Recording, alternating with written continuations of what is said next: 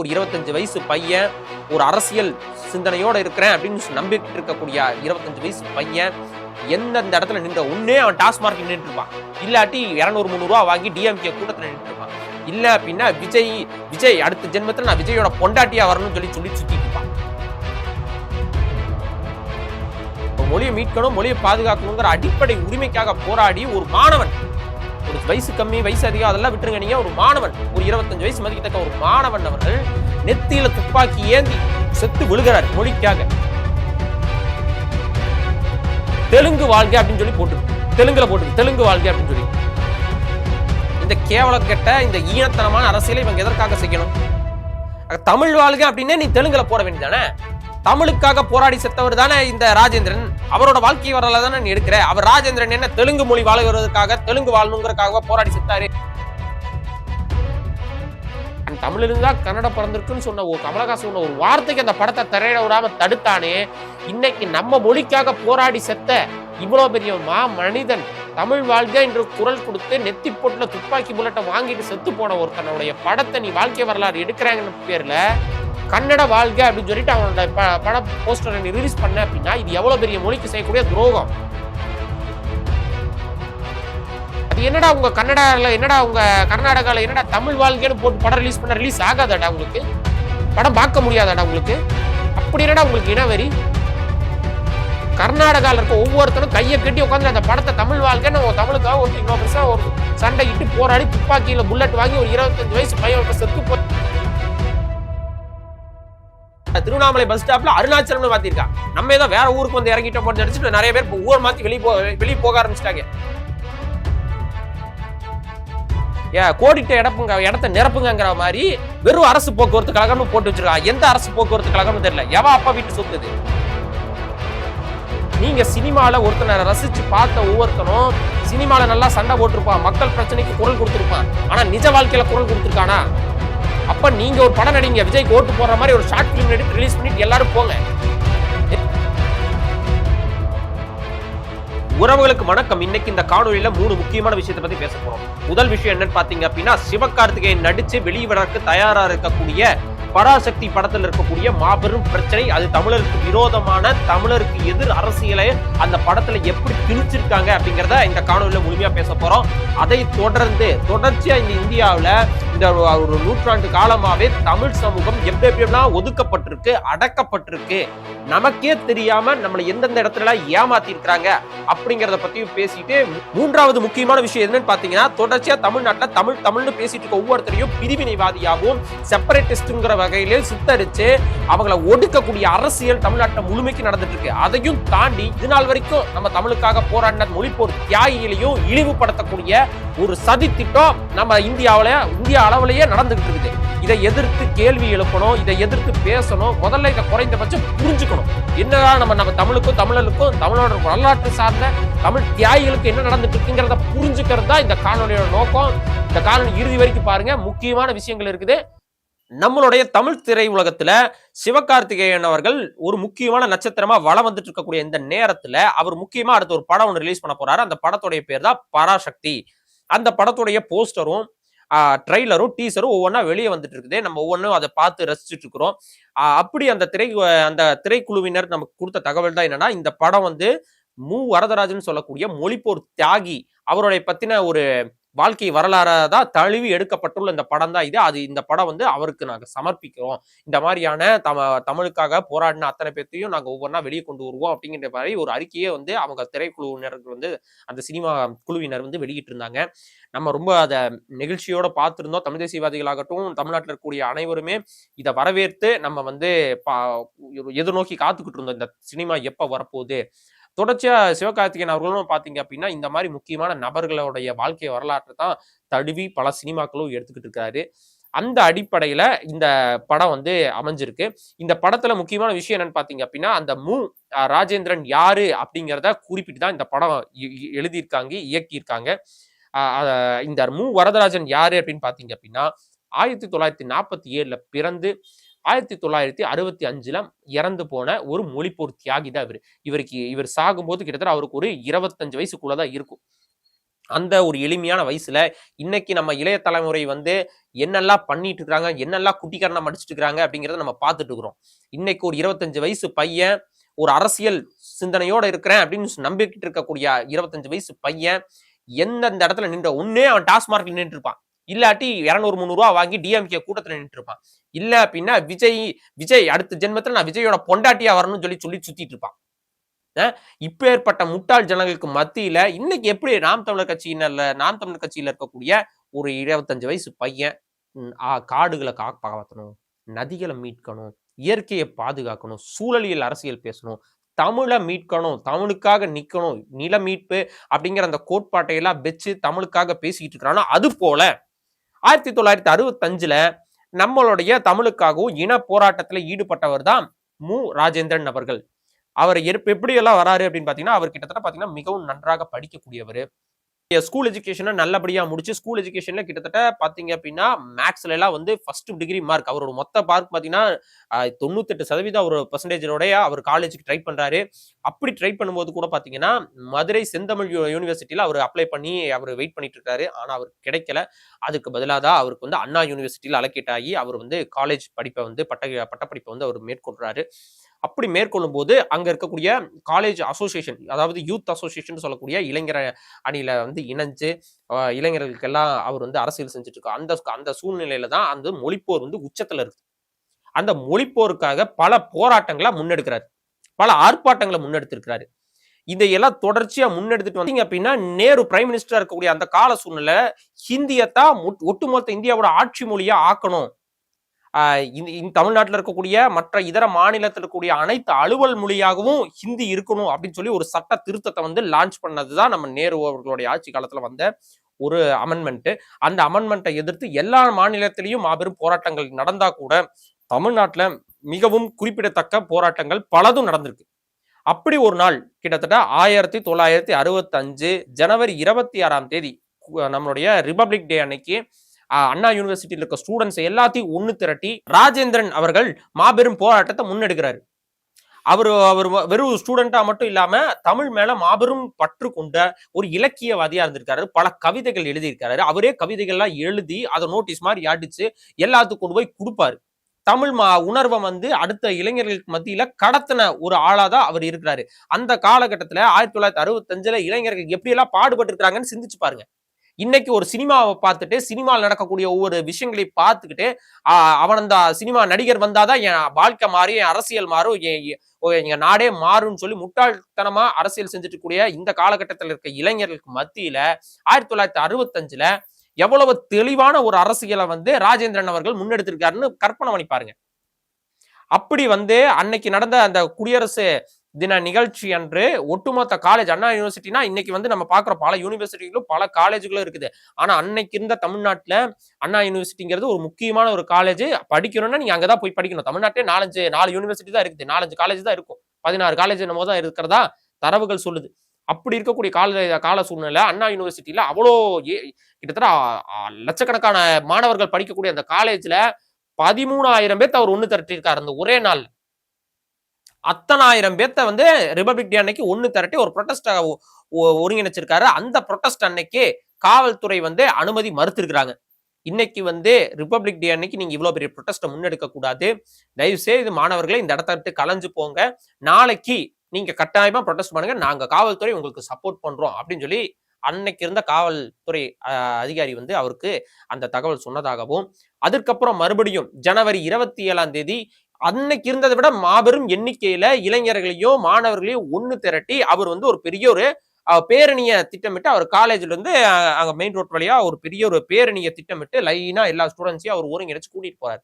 அப்படி கூட்டிட்டு போகக்கூடிய ஒரு சூழ்நிலையில மாபெரும் ஒரு கலேபரத்தை காவல்துறை திட்டமிட்டு தடுக்கிறாங்க. தடுக்கும் போது கலேபரம் உருவாகுது. கலேபரத்துக்கு முன்னாடியே எப்படி தூத்துக்குடி படுகொலையில திட்டமிட்ட மாதிரியே முன்னாடியே துப்பாக்கி ஏந்திய காவல்துறையினரும் ரவுடிகளையும் அவங்களே முன்கூட்டியே கல்லையும் கட்டையும் எப்படி அந்த கமிஷனர் ஆபீஸ்க்கு வந்துச்சுங்கிற ஒருத்தர் கேள்வி எழுப்பின மாதிரி முன்கூட்டியே திட்டமிட்டு காவல்துறை வந்து அங்க வந்து துப்பாக்கி ஏந்திய படைகளையும் மற்ற இதர கலவரத்துக்கு வேணுங்கிற எல்லாத்தையும் அந்த இடத்துல செட் பண்ணி வச்சிருந்திருக்காங்க. செட் பண்ணி வச்சுட்டு அந்த கலவரத்தை தடுக்கிறதாங்கிற பேர்ல அங்க பலரையும் சுடுறாங்க, தாக்குறாங்க, உயிர் போற அளவுக்கு அடிக்கிறாங்க. அப்ப இந்த கூட்டத்தை ஒருங்கிணைத்த, இந்த கூட்டத்தை தலைமை எடுத்து முன்னாடி போகக்கூடிய ராஜேந்திரன் அவர்களை நெத்தியிலேயே சுட்டு கொல்றாங்க. கற்பனை பண்ணி பாருங்க. ஒரு சாதாரண மொழியை பாதுகாக்கணுங்கிற ஒரு பேசிக் நீடு, கிட்டத்தட்ட ஒரு என்ன சொல்றது, அடிப்படை உரிமை. அந்த அடிப்படை மொழியை மீட்கணும், மொழியை பாதுகாக்கணுங்கிற அடிப்படை உரிமைக்காக போராடி ஒரு மாணவன், ஒரு வயசு கம்மி வயசு அதிகம் அதெல்லாம் விட்டுருங்க, நீங்க ஒரு மாணவன், ஒரு 25 வயசு மதிக்கத்தக்க ஒரு மாணவன் அவர்கள் நெத்தியில துப்பாக்கி ஏந்தி செத்து விழுகிறார் மொழிக்காக. ஒண்ணுமே இல்லைங்க, நம்ம மொழியை பேசணும், நம்மளுடைய மொழியை பாதுகாக்கணுங்கிறக்காக அவர் வந்து இறந்து போறாரு அந்த மண்ணுல. நம்ம தமிழ்நாட்டுல சென்னையில அண்ணா யூனிவர்சிட்டியில மறிஞ்சு விழுகிறாரு. அப்பேற்பட்ட ஒரு மாபெரும் மனிதருடைய வாழ்க்கை வரலாற்றை நீ படம் எடுக்கிறேன்னு சொல்லி வந்தது பிரச்சனை இல்லை. வந்து அன்னைக்கு அந்த ஃபர்ஸ்ட் லுக் போஸ்டர் நான் உங்களுக்கு போட்டு காட்டுறேன். அந்த ஃபர்ஸ்ட் லுக் போஸ்டர் பாருங்க. அதுல வந்து தமிழ் வாழ்க அப்படின்னு சொல்லி சிவகார்த்திகேயன் கையை தூக்கிட்டு நிக்கிற மாதிரி ஒரு காட்சியோடைய ஃபர்ஸ்ட் லுக் போஸ்டர் வந்திருக்குது. அப்படியே அந்த போஸ்டர் எடுத்துட்டு போய் கர்நாடகா படத்துல, கர்நாடகால எப்படி அந்த தெலுங்கு படத்துல போஸ்டர் ரிலீஸ் பண்ணிருக்காங்க, அதுல பாத்தீங்க அப்படின்னா தெலுங்கு வாழ்க அப்படின்னு சொல்லி போட்டுருக்குது. தெலுங்குல போட்டுருக்கு தெலுங்கு வாழ்க அப்படின்னு சொல்லிட்டு. இந்த கேவலக்கெட்ட இந்த ஈனத்தனமான அரசியலை இவங்க எதற்காக செய்யணும்? தமிழ் வாழ்க அப்படின்னே நீ தெலுங்குல போட வேண்டியதானே? தமிழுக்காக போராடி செத்தவர் தானே இந்த ராஜேந்திரன். அவரோட வாழ்க்கை வரலாறு தானே நீ எடுக்கிற. அவர் ராஜேந்திரன் என்ன தெலுங்கு மொழி வாழுகிறதுக்காக, தெலுங்கு வாழணுங்கிறதுக்காக போராடி செத்தாரு? அவர் உன்னதமான அவருடைய மரணத்தை இழிவுபடுத்துற விதமா இந்த படம் காட்சி அமைப்புகள் அமைஞ்சிருக்கு. இதை நாம் தமிழர் கட்சியினர் வன்மையா கண்டிக்கிறோம். அதையும் தாண்டி வேற யாராச்சும் இந்த அரசியலை இதை எதிர்த்து பேசுறாங்களா அப்படிங்கறத நீங்க உன்னிப்பா கவனிக்க வேண்டிய ஒரு கால சூழ்நிலை இருக்கு. கர்நாடகால இருந்தோ நம்ம ஆந்திரால இருந்தோ ஏகப்பட்ட படங்கள் ரிலீஸ் ஆகி வருது. அந்த படம் எப்படி இருக்கோ அப்படியே நம்ம அந்த படத்தை எடுத்துக்கிறோம்.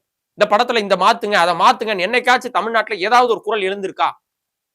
பீகார்ல இருந்து ஒரு படம் வருது, குஜராத்ல இருந்து ஒரு படம் வருது, வேற நார்த் இந்தியால இருந்து எத்தனையோ படங்களை வந்து பாடல்களையும் படங்களையும் நம்ம அப்படியே எடுத்து பாடிட்டு ஆடிட்டு போறோம். சம்மக்கு சல்லோன்னா அப்படியே சம்மக்கு சொல்லதான் இங்க தமிழ்நாட்டுல.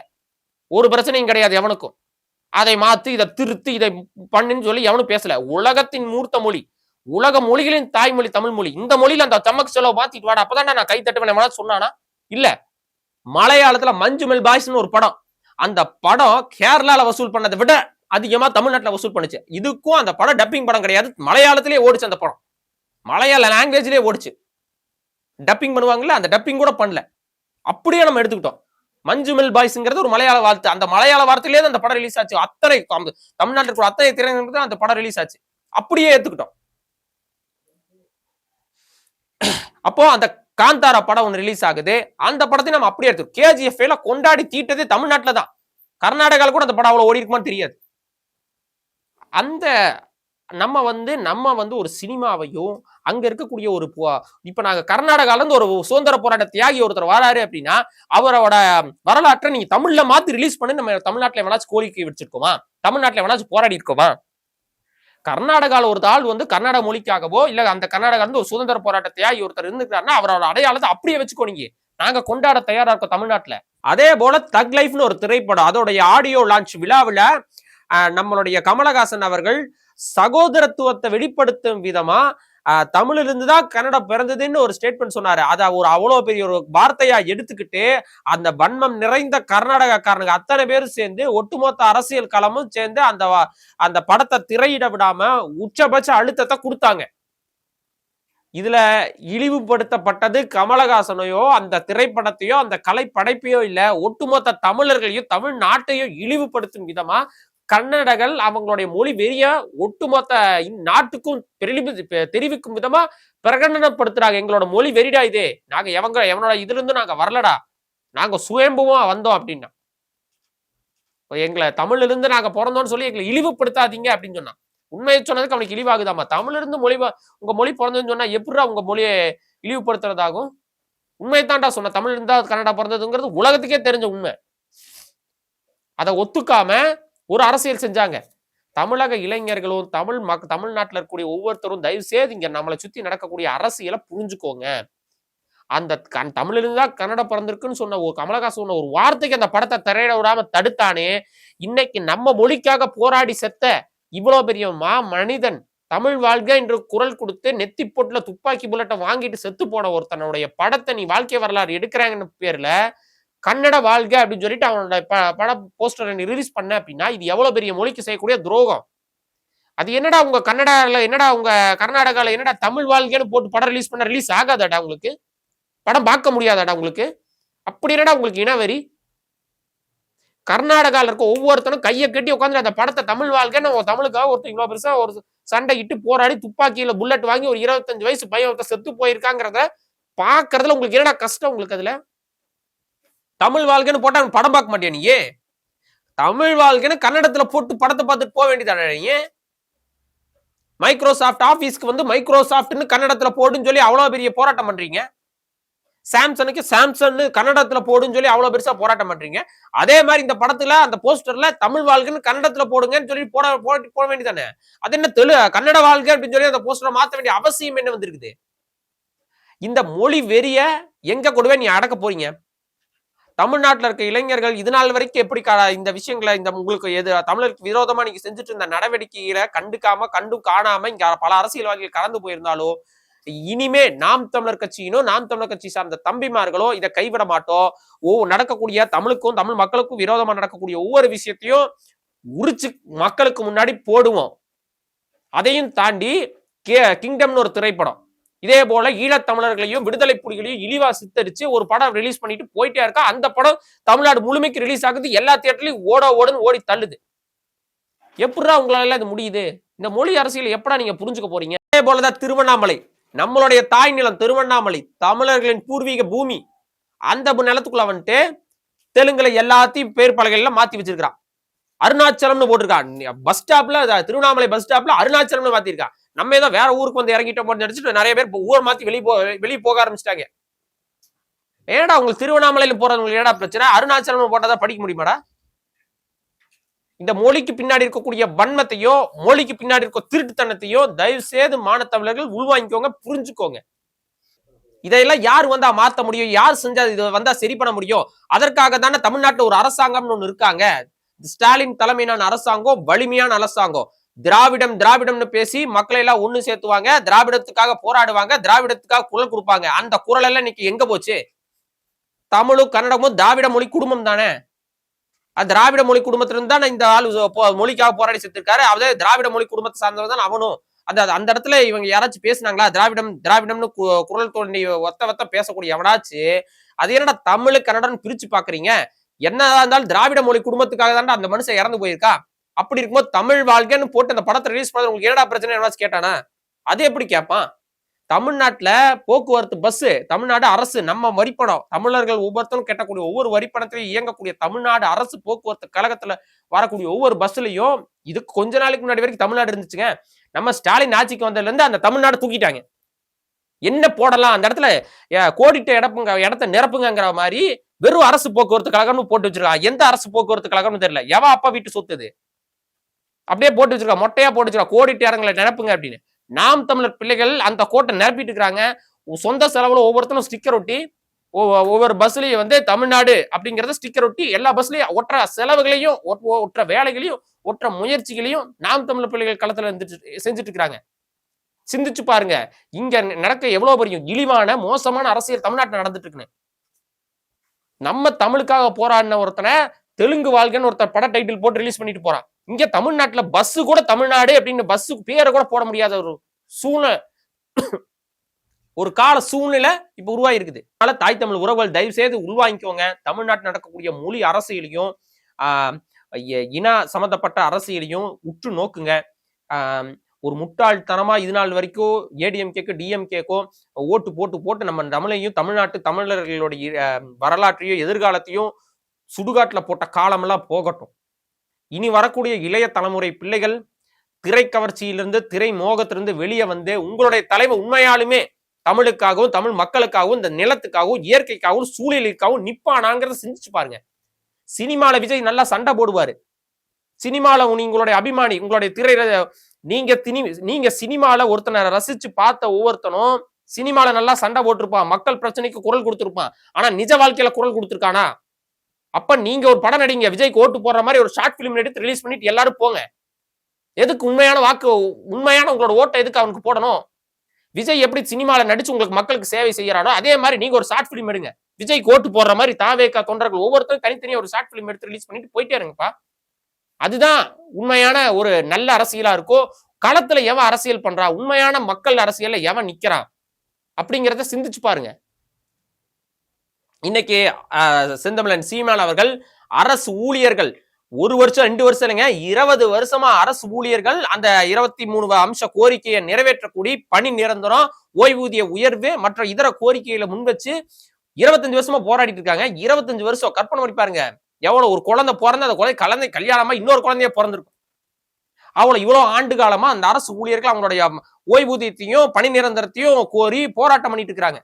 இதே அரசு ஊழியர்களோட வாக்கு தான் சிந்தாம திராவிட முன்னேற்ற கழகத்துக்கு தொடர்ச்சியா விழுந்துகிட்டு இருக்குது. ஆனா இன்னைக்கு நீங்க நீங்க கற்பனை பண்ணி பாருங்க, இந்த அரசு ஊழியர்கள் தமிழ்நாடு அரசு அப்படின்னு சொல்லக்கூடியது இன்னைக்கு ஸ்டாலினுடைய கண்ட்ரோல்ல இயங்கிட்டு இருக்கக்கூடிய தமிழ்நாடு அரசு, அந்த அரசுக்கு கீழே வேலை செய்யக்கூடிய அரசு ஊழியர்கள் போராட்டம் பண்றாங்க. ஆனா யாரை கூப்பிட்டு போராட்டம் பண்றாங்க? எடப்பாடி பழனிசாமி கூப்பிட்டு போராட்டம் பண்ணாங்களா? அண்ணாமலை கூப்பிட்டு போராட்டம் பண்ணாங்களா? இல்ல நைனா நாகேந்திரனை கூப்பிட்டோ இல்ல விஜய கூப்பிட்டோ போராட்டம் பண்ணாங்களா? செந்தமிழன் சீமான் அவர்களை கூப்பிட்டு போராட்டம் பண்றாங்க. சிந்திச்சு பாருங்க, தமிழர்களும் அரசு ஊழியர்களும் இந்த தமிழ்நாட்டில் இருக்கக்கூடிய மக்கள் யார் பின்னாடி நிக்கிறாங்கிறதுக்கு அங்க நடந்த அந்த போராட்டமே சாட்சி. அப்போ புரிஞ்சுக்கோங்க, தமிழ்நாட்டுல தமிழுக்காகவோ இந்த மக்களுக்காகவோ சூழலுக்காகவோ இயற்கை வளங்களுக்காகவோ அரசியல் செய்யக்கூடியவர் யாருன்னு சிந்திச்சு பார்த்து தேர்ந்தெடுத்து வாக்களிங்க. நீங்க பதிவு செய்யக்கூடிய ஒவ்வொரு வாக்கும் தான் உங்களுடைய தலையெழுத்து மட்டும் இல்லாம பின்னாடி வரக்கூடிய உங்களுடைய எதிர்கால சந்ததியினரோட தலையெழுத்தையும் மாத்தும்.